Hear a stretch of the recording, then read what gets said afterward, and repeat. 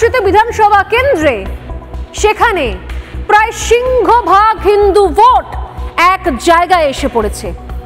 আমি জানি না তৃণমূল কংগ্রেসের রাতে ঘুম কেড়ে নেওয়ার জন্য হয়তো আজকের এই ভোটের রেজাল্টটাই যথেষ্ট হবে কিনা, কারণ ট্রেন্ড ঘোরা শুরু হয়ে গেছে।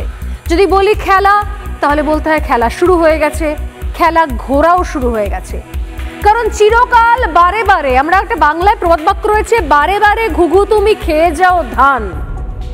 তো বারে বারে একই জিনিস, একই তাস, একই চালাকি, একই ভণ্ডামি, একই মিথ্যাচার ডাবল ডাবল ডাবল ডাবল করে হওয়া যায় না। আজ খেলা ঘুরতে শুরু করেছে। আজ 23শে জুন, নোট করে রাখুন, কালীগঞ্জের যে বিধানসভার উপনির্বাচন, সেই বিধানসভা উপনির্বাচনের রেজাল্ট কি বলছে।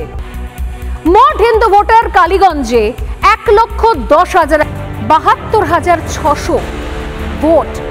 এই 1,10,000-এর মধ্যে 72,600 ভোট দিতে পেরেছেন। আর তার মধ্যে বিজেপির হিন্দু ভোট পড়েছে 52,710।